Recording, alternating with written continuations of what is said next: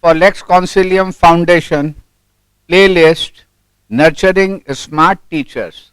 Moving on, today we have Prof Krishna Murali of BHU Varanasi. He is going to speak about the teaching of jurisprudence. Now, Prof Krishna Murali has over almost 3 decades of teaching experience. He himself is a product of Andhra University, Vizag. Professor, would you like to tell me what exactly is jurisprudence? Thank you, sir. Jurisprudence is basically the knowledge of law, the sources of law, and the interrelationship between law and morality, law and justice. So when we talk about jurisprudence, of course, we will be understanding the very foundations of what exactly is the meaning of law, what are the ethical foundations of law, what are the moral foundations of law, what are the historical and the sociological foundations of law. Would you like to tell me as to how is the teaching of jurisprudence different than other law subjects, for example, criminal law or tort or property law, family law, etc.? So this is a very good question, because this question is so fundamental for the students to understand that why at all they should study jurisprudence.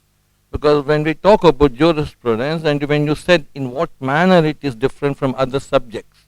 For example, a teacher who is teaching intellectual property, first of all, the students must understand what is the jurisprudential meaning of the expression property. Now, the concept of property, for example, when you are teaching criminal law, what exactly is meant by liability? For example, when you are teaching the contract law, what exactly is meant by a promise, and why promises must be honored? That means jurisprudence will tell you the foundations which will enable you to understand those respective disciplines in a much better manner, conceptually and also empirically. Fine, that would be quite helpful to the audience, to the viewers, and I would like to remind you that the viewers here are all aspiring, prospecting students who want to teach and become a good teacher of jurisprudence. Now, I would request you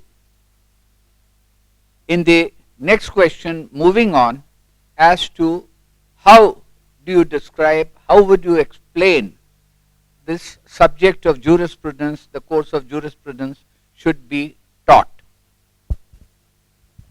Once again, it's a very good question, and this question, for example, the students who come to the first year course in law, and the students who want to make law their professional career. Now, they of course are taught in the beginning by the teachers who teach the contract law, the criminal law, the property law, the black letter rules. Now, they only understand what is the black letter in the rule in the statute, and how the black letter rules are interpreted by the courts, and how to find the law. And then of course they become so mechanical that they will never question the black letter rules. What are the policies behind the black letter rules? What are the moral principles behind the black letter rules? So when the jurisprudence teacher goes to the class, he will give the critical inputs to the students, wherein the students now will look at the particular black letter rule from the perspective of why is this law made? What are the objectives of this particular law? What is the purpose of this law? What is the social significance of this law? So this critical evaluation, wherein you are challenging the black letter rules, where you are entering into a debate with regard to the very wisdom of the black letter rules, and then that of course is a very critical inquiry which will enable the students to pursue their courses in a more comprehensive way. Instead of understanding only the black letter rules, now they come to understand what is the policy behind the black letter rules, what is the morality involved, and what type of a justice is involved. So ultimately all these questions of course will form a very integral component of that very exciting process which is known as law. That means you start understanding the fundamentals in a much better manner. Thank you.